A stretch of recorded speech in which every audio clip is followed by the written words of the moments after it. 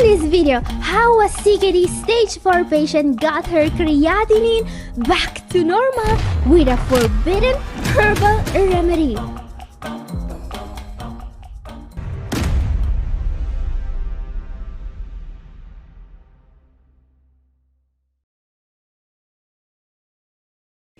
Catherine here, I'm a doctor of natural medicine, and in today's video we're going to look at remedies that your doctor has no clue about.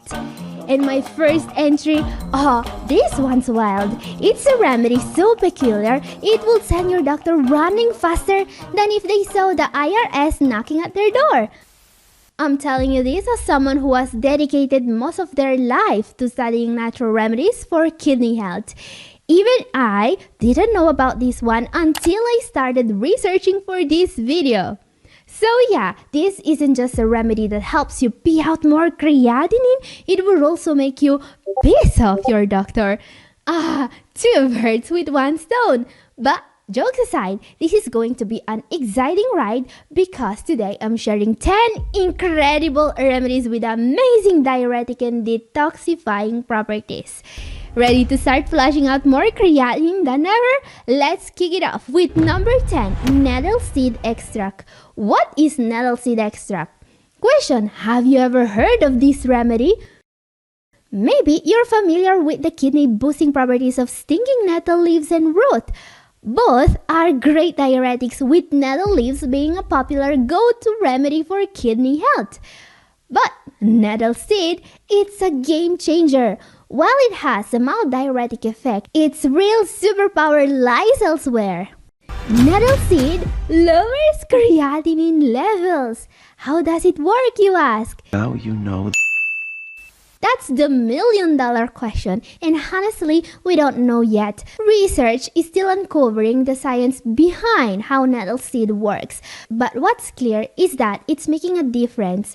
Some studies suggest that it may have troporestorative properties, meaning that it has a healing and restorative effect on a specific organ or tissue. Yeah, I told you this was interesting. In fact, in this case report, 2 patients with advanced kidney disease were treated with nettle seed and both had a huge improvement in kidney function, which is incredible, especially because both patients were in a tough situation to begin with. We have an oncology patient who received a radical right nephrectomy. They had to remove one of his kidney, and he improved with nettle seed. Think about it, losing a kidney and still coming out ahead after all this is like showing up late to a marathon but somehow winning the race anyway. The other patient in this study is a woman suffering from lupus and kidney transplant rejection. And incredibly enough, she went from a creatinine of 2 to a creatinine of 1.2. So, from stage 4 to normal kidney function. Incredible! Now guys, this study also outlines how the main issue this patient was facing, transplant rejection, was treated with medications, not with herbal remedies, which also means that, as usual, you should do your own research and be 100% sure that this remedy will be safe for you before even thinking about taking nettle seed extract, alright? Don't take any risk. I mean, what I usually tell you is to talk with your doctor about supplements, but I don't think in this case this will work. And maybe it could be better to wait for more research about this remedy before trying it. Okay, up next, number 9 in our quest to get rid of excess fluid and creatinine naturally is dandelion greens. The dandelion, scientific name Taraxacum officinale, is something that grows in most parts of the world as a lone weed. Now guys, while nettle seeds are powerful yet little known, the dandelion plant has been used as a medicine for a long time. All the parts of the plant are used as remedies. In particular, the leaf and roots are especially popular today as a way to detox and protect the kidneys. I mean, you can even buy dandelion leaf and root tea on Amazon. And the way this kind of tea works is by slightly reducing blood pressure and by increasing urination frequency. Yes, this herb can help in a safe and gentle way, stimulating the body, getting rid of excess fluid. And if you don't like buying these from Amazon, you can also use dandelion leaves to make a salad.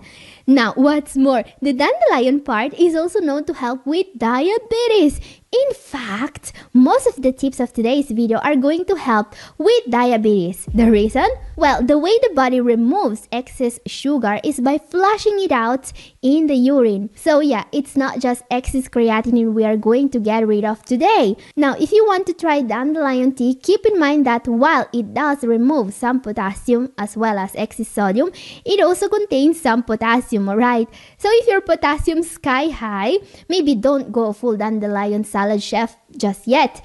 Don't worry, plenty of alternatives in today's video. But why is removing excess fluid important, you ask? So, you know the feeling when your shoes fit perfectly in the morning, but by evening your toes are basically screaming, "You bought us into this shoe, now get us out." It's like stuffing an air mattress back into the box it came in. Well, if you think your feet only are uncomfortable, think again. In fact, if your feet are protesting working conditions, your kidneys are already unionizing. Yeah, this is also known as volume-dependent hypertension, which is a fancy term for saying you need a water pill if you don't want your kidneys to go on strike. Or even better, a few dietary and lifestyle choices that can really make a difference with fluid retention and hypertension. So, number 8, let's talk about foods now. Here are 3 that your kidneys will thank you for and your feet might too. First, ginger. Ginger is not just one of the most powerful anti-inflammatory foods out there. Ginger is also amazing at reducing water retention. Yes, it's a diuretic powerhouse. Want to spice up your life? Literally, use ginger as a spice. Eat it raw or brew it into a tea. Bonus points if you use that tea to wash down the stress of dealing with insurance claims. Also consider asparagus. This superfood is one of the best friends of your kidneys. This little green stick of joy is a diuretic powerhouse and research backs it up. This veggie doesn't just help with fluid retention. It's got a secret weapon, an amino acid called asparagine. Asparagine tackles swelling like a bouncer kicking out rowdiest guests from your body's water party. Fun fact, that weird smell in your pee after eating asparagus, that's just the asparagine doing its job. Next up, celery. Yep, celery, the veggie equivalent of the friend who gets invited to parties just because they're low maintenance. Sure, it's mostly water, but guess what? It's supercharged water. Thanks to a compound called phthalates, celery fights hypertension like a champ and acts as a natural vasodilator. Plus, munching on celery is basically guilt-free. Okay, up next, number 7, let's talk about diuretic supplements. And no, I'm not talking about those sketchy herbal pills, those kidney detoxes you find on Amazon, because the last thing you need is a bottle of mystery herbs that claims to fix your kidneys and then all it does is making your lab reports look like a Jackson Pollock painting. Yeah, this stuff only has one superpower: turning your blood work into a puzzle no doctor can solve. No, we're looking at the good stuff. Essential vitamins and minerals, starting with a certain vitamin that will make the diuretics your doctor prescribe work better. Number 7 is vitamin B1, also known as thiamine. Why is this important? Because a deficiency in B1 can leave you with fluid retention, which is just ironic since your diuretics, the very things meant to help you, might be causing that deficiency in the first place. So yeah, your diuretics could be indirectly sabotaging you. So make sure you're not running low on B1. And guys, vitamin B1 is especially important for people with diabetes. And why, you may ask? Well, because this vitamin in a high dose was studied as a treatment for proteinuria caused by diabetes. In this trial, patients were administered 300 milligrams a day of vitamin B1. This is 300 times the RDI for this vitamin, by the way, and their proteinuria improved dramatically. Now, I don't want you to experiment on yourself with vitamin megadoses, but also make sure you are not deficient in vitamin B1. Next on the list, number 6, vitamin C, the detox king of vitamins. Not only does it boost your immune system, but it also helps your body flush out excess fluids. And vitamin C is also incredibly important because it acts as an antioxidant, which means it directly protects the kidneys. It's also one of the few effective remedies for uric acid and gout. Now, keeping the dose low when it comes to vitamin C is even more important than for vitamin B1. In fact, many supplement brands will happily sell you vitamin C supplements with 1000 milligrams or more vitamin C per single pill. I mean, what's next? Kidney stones in a capsule? Yeah, because nothing says I love my body like turning your kidneys into a rock quarry. Keep that C in check, guys, because remember, oxalate is a byproduct of vitamin C, alright? So when it comes to supplementing vitamin C, 60 to 100 milligrams a day of ascorbic acid is what you want. The idea here is to avoid a deficiency, not to overload your kidneys with oxalate. And of course, there are essential minerals that can also cause fluid retention if they are too low. One is very unexpected. Our number 5 for today is potassium. Yes, potassium, the scariest mineral of them all. So think about potassium like that quiet neighbor who either bakes you fresh bread or slashes your car tires. It all depends on how you treat them. Fact, while hyperkalemia or too much potassium is the most common issue for CKD patients, potassium deficiency or hypokalemia is just as dangerous. This is a deficiency that can lead to fluid retention. Question, why would a CKD patient be worried about low potassium levels? Well, because they may be caused by taking loop diuretics. You know, stuff as Lasix, Bomix, Edequine, and more. These diuretics are meant to make you expel potassium. But there is also the chance that, especially if in combination with a low potassium diet, they will lower your potassium too much. Now, while I never recommend supplementing potassium, make sure you are always monitoring this level. To remember this, think of potassium like your in-laws, alright? Better to keep track of them, know their whereabouts, but don't invite them to move in permanently without serious planning. In fact, having potassium levels in the right range means you can have all those high potassium fruit and vegetables such as bananas, potatoes, avocados, and mangoes whenever you want. Because who wants a life without mashed potatoes or that perfect avocado toast?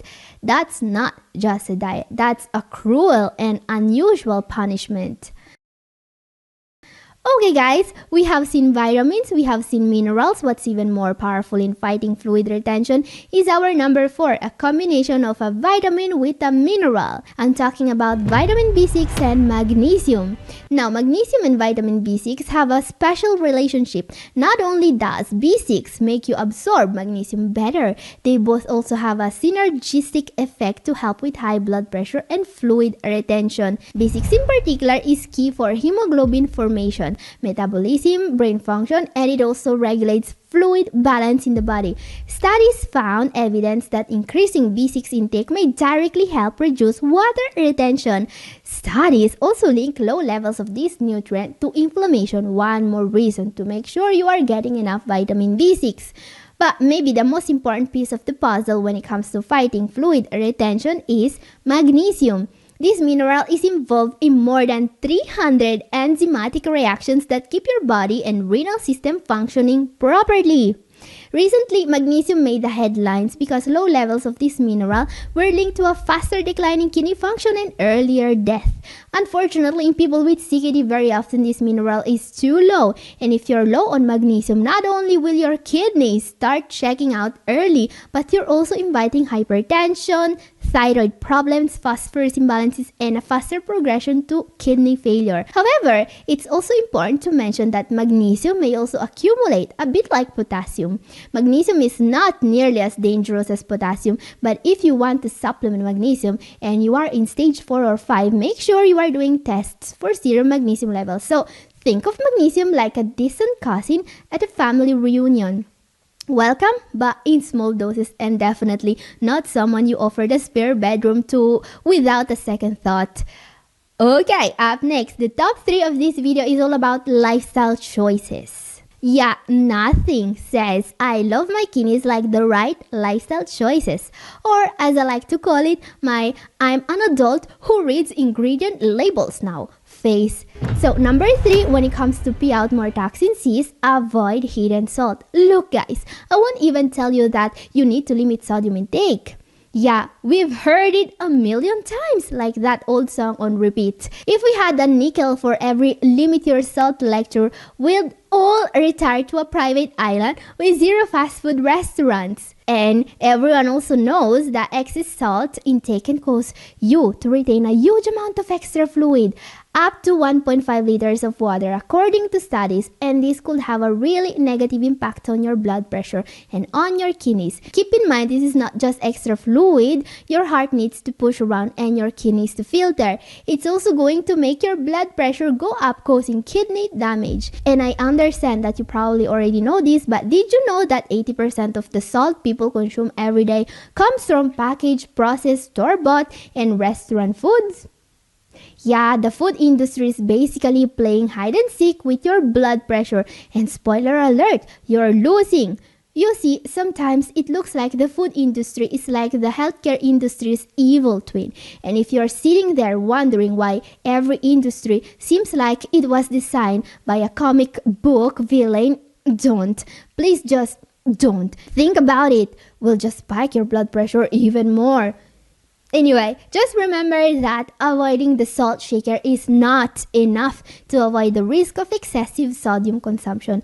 But what does that mean in practice? Well, first of all, that you want to make sure you are cooking your meal from scratch. I mean, it's a lot easier to avoid hidden sodium if no one is hiding sodium in your meals. Second, that you need to double check the labels of everything you buy for sodium content.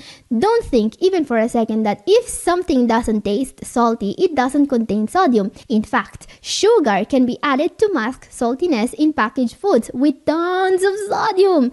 Yeah, it's an old trick. I mean, I was almost going to tell you to try adding some sugar next time you put too much salt in your pasta by mistake, but that delightful sweet and salty combo will basically be a ticket on the train to hypertensionville, so don't. And also, when it comes to sodium, be very careful with bread. Bread is a processed food many people cannot avoid, so make sure you are double checking the label for sodium content. In short, in order to avoid hidden sodium, prioritize fresh, whole foods and carefully read the labels of what you buy at the grocery store.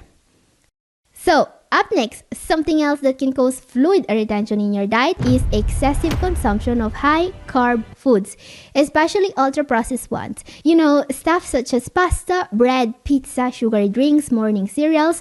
They are all linked to fluid retention. How, you ask? Have you ever noticed that when you go on a weight loss diet, you lose weight rapidly in the first few days? Maybe 5 or 10 pounds seem to disappear almost instantly. This isn't body fat. It's mostly water weight. The reason is that your body begins to use its glycogen stores for energy, alright? And with every gram of glycogen used, about 3 grams of water are released. So yeah, we can easily get rid of a lot of water by reducing consumption of extra processed foods.